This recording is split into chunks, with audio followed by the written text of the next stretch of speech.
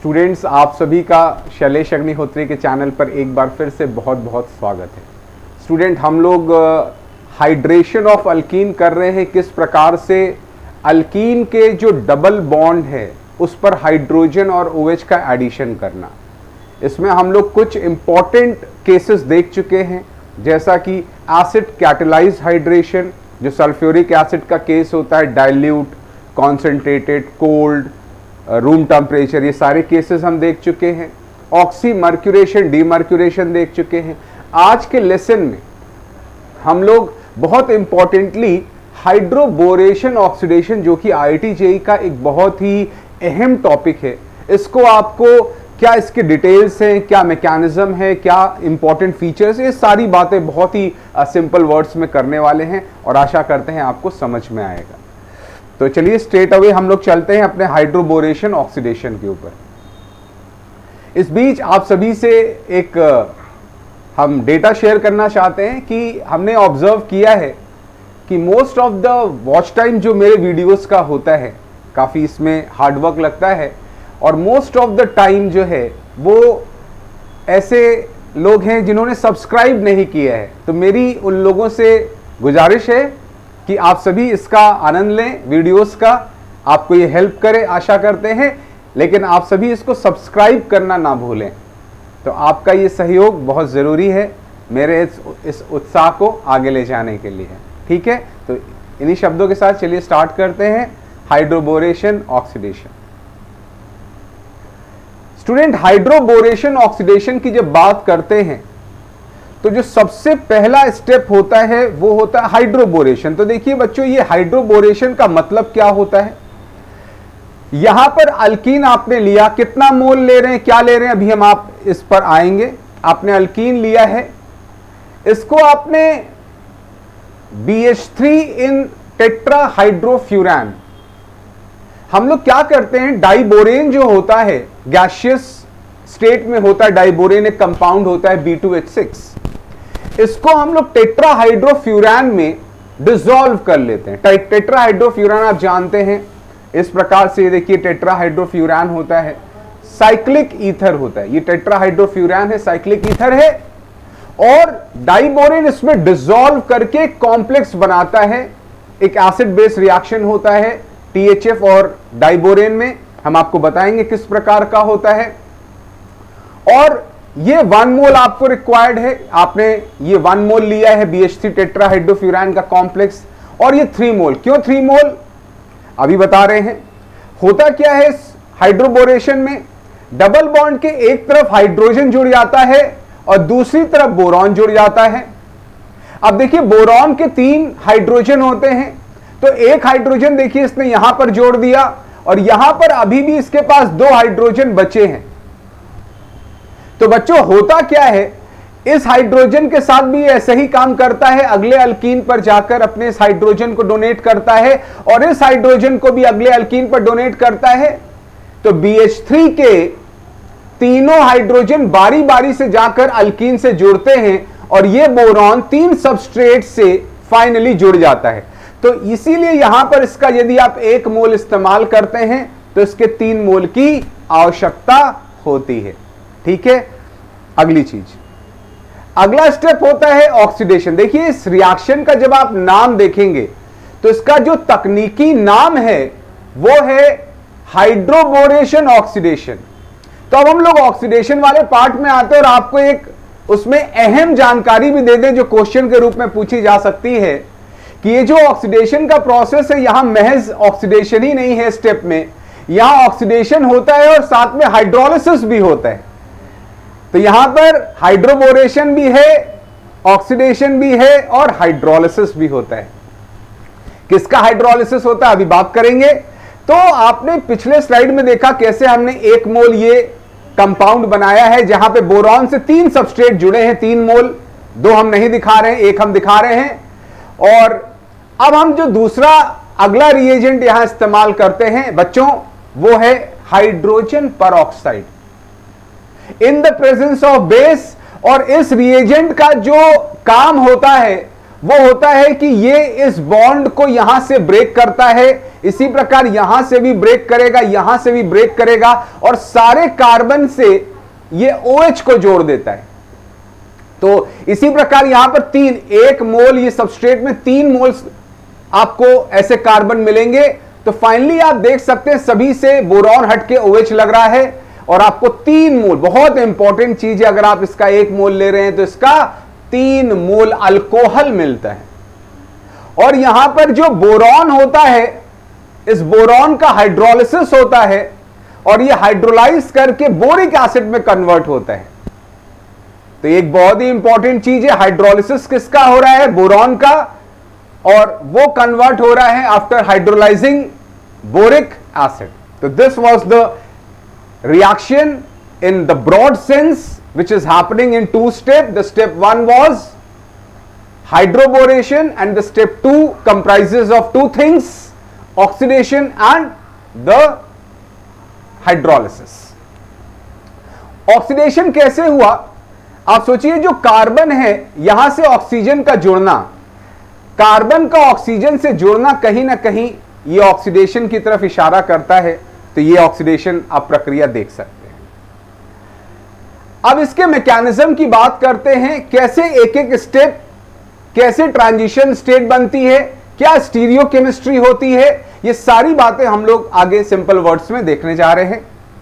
Mechanism में सबसे पहली जो अहम बात है वो बच्चों है कि डाइबोरेन एक गैसियस स्टेट का कंपाउंड होता है और इसको टेट्राहाइड्रोफ्यूरैन लिक्विड में डिसॉल्व करते हैं। और यहां पे एक इंपॉर्टेंट चीज है, पर मोल ऑफ डाइबोरेन आपको 2 मोल ऑफ टेट्राहाइड्रोफ्यूरैन का इस्तेमाल होता है। ये टेट्राहाइड्रोफ्यूरैन है और इसमें घुलने के बाद जो बोरेन, डाइबोरेन है, ये BH3 यूनिट में कन्वर्ट होता है। देखिए यहां पर फाइनली क्या होता है, ये जो ऑक्सीजन है टेट्राहाइड्रोफ्यूरैन का, ये एक लुईस बेस होता है और ये जो डाइबोरेन है ये लुईस एसिड होता है, ये इलेक्ट्रॉन डेफिशिएंट स्पीशीज होती है। तो यहां पर लुईस एसिड बेस रिएक्शन से एक कॉम्प्लेक्स बनता है। यहां से ऑक्सीजन का लोन पेयर इस डाइबोरेन को डोनेट होता है, इसका क्लीवेज होकर इस प्रकार से ये कॉम्प्लेक्स आप देख सकते हैं, ऑक्सीजन का लोन पेयर बोरॉन को डोनेट हो गया और ये BH3 यूनिट इलेक्ट्रॉन डेफिशिएंट होने के कारण इलेक्ट्रॉन एक्सेप्ट करती है। इसके पास एक वेकेंट ऑर्बिटल होता है, तो जो इलेक्ट्रॉन देता है उस पर प्लस आता है, जिसके पास इलेक्ट्रॉन जाता है उस पर माइनस आता है। इसके 2 मोल बनते। तो IIT JEE देखिए सवाल कहीं से भी बना सकता है, वो यहीं से एक सवाल बना देगा बहुत ही अच्छा, और मोस्ट ऑफ द स्टूडेंट गलत करने लगेंगे, जबकि है बहुत ही फंडामेंटल चीजों पर आधारित। तो यहां पर आपको BH3 और टेट्राहाइड्रोफ्यूरैन का कॉम्प्लेक्स मिलता है और यही रिएजेंट होता है। अगला जो स्टेप है ये आप देख सकते हैं, आपकी अल्कीन है। हमने एक उदाहरण ले लिया है, एक पार्टिकुलर उदाहरण के साथ हम कर रहे हैं। यहां हमने प्रोपीन का उदाहरण लिया है। BH3 जाकर इस पर अटैक करता है, ये देखिए BH3 है। यहां पर जो जुड़ने का मामला है वो एक साइक्लिक ट्रांजिशन स्टेट से होकर गुजरता है। ये किस प्रकार से बनती है, यहां पर कैसे इलेक्ट्रॉन्स का ट्रांसफर होता है, इसको थोड़ा देखें। यहां पर देखिए होता क्या है, जो कार्बन, ध्यान से सुनेंगे, जो कार्बन लीस्ट हिंडर्ड होता है, जहां पर स्टेरिक क्राउडिंग कम होती है, तो आप देख सकते हैं ये वाला जो कार्बन है राइट हैंड साइड वाला, वो लीस्ट हिंडर्ड है, उससे जाके बोरॉन जुड़ता है। और ये वाला जो कार्बन है ये पाई इलेक्ट्रॉन्स को यहां से समेट के इस बोरॉन को देना शुरू करता है। तो बच्चों ये जो पाई इलेक्ट्रॉन है, जब ये कार्बन यहां से समेट कर बोरॉन को ट्रांसफर करता है, तो जैसे इस कार्बन से, लेफ्ट वाले कार्बन से ये समेट रहा है, तो इस पर देखिए एक पार्शियल पॉजिटिव चार्ज क्रिएट होता है और ये इलेक्ट्रॉन लेकर इस बोरॉन को दे रहा है, बोरॉन के वेकेंट ऑर्बिटल में। इसीलिए इस पर देखिए पार्शियल नेगेटिव, ये इलेक्ट्रॉन्स को गेन कर रहा है। At the same time boron अपना हाइड्रोजन, ये हाइड्रोजन बोरॉन से इलेक्ट्रॉन लेकर, जो कभी बोरॉन से जुड़ा था, ये बोरॉन से इलेक्ट्रॉन लेके इस इलेक्ट्रॉन डेफिशिएंट कार्बन को, जिससे पॉजिटिव चार्ज डेवलप हो रहा है, ये इलेक्ट्रॉन इसको डोनेट हो रहा है। तो ये हाइड्रोजन कहीं ना कहीं इस बोरॉन से बॉन्ड को ब्रेक कर रहा है और इस कार्बन से बॉन्ड बना रहा है। तो आप देख सकते हैं कि यहां पर ये वाला पाई बॉन्ड ब्रेक हो रहा है, ये सिग्मा बॉन्ड बन रहा है, ये सिग्मा बॉन्ड ब्रेक हो रहा है और ये सिग्मा बॉन्ड बन रहा है। तो यहां पर दो सिग्मा बन रहे हैं और एक सिग्मा और एक पाई टूट रहा है। बहुत इंपॉर्टेंटली पूछा जा सकता है कि हाइड्रोबोरेशन ऑक्सीडेशन का जो मामला है, जो केस है, उसके ट्रांजिशन स्टेट में क्या क्या होता है। तो कई ऑप्शंस आपके सामने होंगे, आपको टिक किस पर करना है। दो सिग्मा बन रहे हैं, एक पाई टूट रहा है और एक सिग्मा भी टूट रहा है। और किससे किससे है, इस पर भी सवाल आ सकता है, मैकेनिज्म पर आधारित सवाल। और ये आप साइक्लिक ट्रांजिशन स्टेट देख सकते हैं। फाइनली ये पूरे काम हो जाते हैं, टूटने और बनने वाले। और ये जो दो कार्बन आप देख रहे थे, इनसे फाइनली यहां पर आप देखिए जो हाइड्रोजन जुड़ने की कोशिश कर रहा था पूरी तरीके से जुड़ चुका है। बोरॉन और हाइड्रोजन के बॉन्ड पूरी तरह से टूट चुके हैं, पाई बॉन्ड पूरी तरीके से खत्म हो गया और ये राइट कार्बन इस बोरॉन से जुड़ने में कामयाब हो गया। इस प्रकार से आपने देखा कि यहां पर अगर हम इसकी रीडिंग करें, इसकी टेक्निकल रीडिंग करें कि ये क्या बोलना चाहता है ये मैकेनिज्म, तो इसकी टेक्निकल रीडिंग ये कहती है कि हमने पाया कि बोरॉन काबिल हुआ उस कार्बन से जुड़ने के जो लीस्ट हिंडर्ड था, जहां पर अल्काइल ग्रुप्स कम थे। तो आप इसको ऐसा भी बोल सकते हैं, जहां हाइड्रोजन ज्यादा होगा वहां बोरॉन जुड़ रहा है, और हाइड्रोजन वहां जुड़ने में कामयाब हुआ जहां पर सब्स्टिट्यूशन ज्यादा था, हिंड्रेंस ज्यादा था।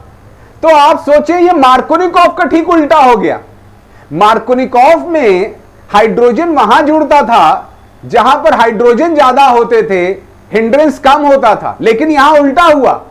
इसीलिए हाइड्रोबोरेशन ऑक्सीडेशन मैकेनिज्म कहता है कि एक प्रकार का एंटी मार्कोनिकॉफ ओरिएंटेशन है।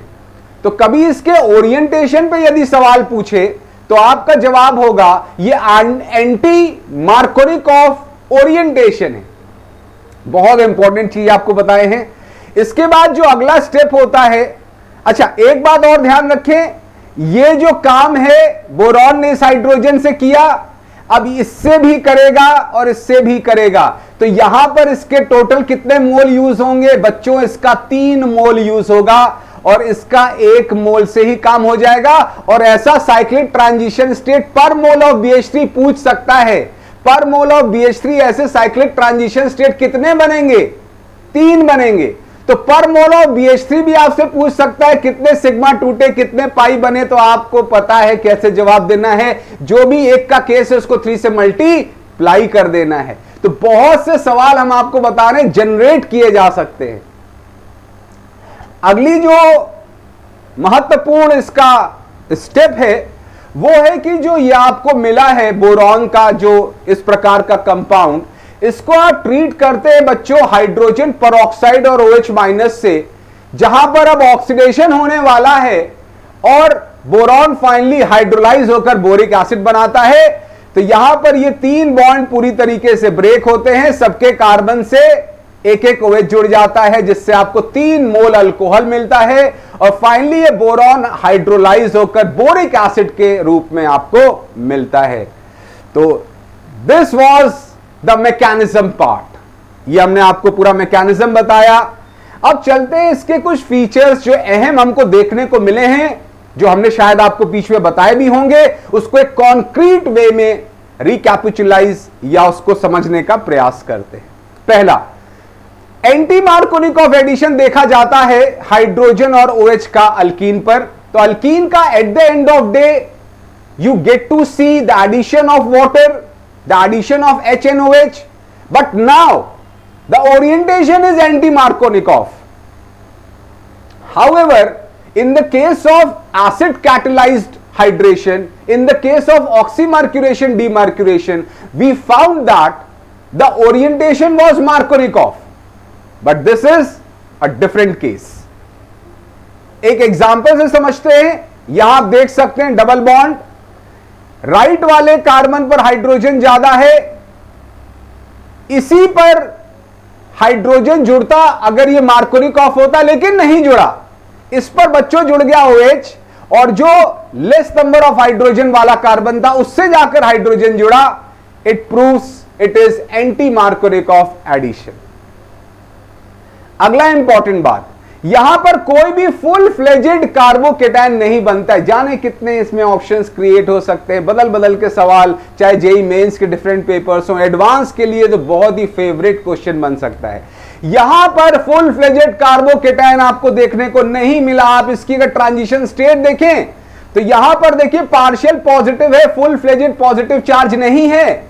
और अगर इस प्रकार का बिहेवियर है तो एक और फीचर यहां से आता है, अगर फुल फ्लेजेड कार्बोकेटायन नहीं बनता है तो हमने आपको आगाह किया है, ऐसे केसेस में there is no possibility of rearrangement. तो जो फुल फ्लेजेड कार्बोकेटायंस होते हैं वहां पर रीअरेंजमेंट की पॉसिबिलिटी होती है, और मोस्ट ऑफ द टाइम जब फुल फ्लेजेड नहीं बनता है तो प्रैक्टिकली वहां पर रीअरेंजमेंट नहीं होता है। और खासकर इन केसेस में, चाहे ऑक्सीमर्क्यूरेशन की बात करें वहां पर भी नहीं होता है, हाइड्रोबोरेशन की बात करें वहां पर भी नहीं होता है। दोनों केसेस में फुल फ्लेजेड कार्बोकेटायन नहीं बनते, लेकिन एसिड कैटालाइज जो रिएक्शन होता था वहां हमने आपको बता के रखा है कि वहां फुल फ्लेजेड कार्बोकेटायन बनते हैं, और इसी वजह से वहां रीअरेंजमेंट एक बहुत बड़ा पॉसिबिलिटी होता है। इसके बाद एक सबसे महत्वपूर्ण अगर इसका टेक अवे है ITG एडवांस के लिए, तो मेरा लास्ट फीचर है कि ये कंट्रोल, ये कैसा स्टीरियो केमिस्ट्री है, इसका स्टीरियो केमिकल कंट्रोल क्या है। ये सिन एडिशन करता है हाइड्रोजन और OH का। सिन एडिशन मतलब eight the end of day, finally, eventually, hydrogen and OH adds from the same side of the double bond. This is syn addition. If the hydrogen was adding from the front end and the OH was adding from the back end, we would have stated it as anti-addition. But both are adding from the same side, so we are calling it a syn addition mechanism. इसका एक उदाहरण देख सकते हैं, यहां पर आपको double bond दिखता है, हाइड्रोबोरेशन ऑक्सीडेशन कराया, देखिए H और OH एक ही साइड से जुड़े तो दोनों बाहर की तरफ है। अगर ये एंटी होता तो एक बाहर होता एक अंदर होता, तो ये दोनों बाहर की तरफ से जुड़ गए। और एंटी मार्कोनिकॉफ एडिशन भी आप देख सकते हैं, ये लेफ्ट वाले कार्बन पर हाइड्रोजन ज्यादा थे, लेकिन उसके बावजूद भी यहां पर OH जुड़ता है और हाइड्रोजन जाके लेस नंबर ऑफ कार्बन वाले स्थान पर जुड़ता है। यानी हमने इसको क्या क्या ऑप्शंस मार्क करने हैं, एंटी मार्कोनिकॉफ एडिशन है, साइक्लिक ट्रांजिशन स्टेट है, 4 मेंबर साइक्लिक ट्रांजिशन स्टेट बनती है जहां पर 2 सिग्मा बनते हैं, एक पाई टूटता है, एक सिग्मा टूटता है, और ये सिन एडिशन होता है स्टीरियो केमिस्ट्री वाइज, दोनों मोइटी H और OH finally same side of alkyne से जुड़ते हैं। सो student, this is all for the today's session of hydroboration oxidation, and I hope you all must have understood the nuances, the basic fundamental of the mechanism.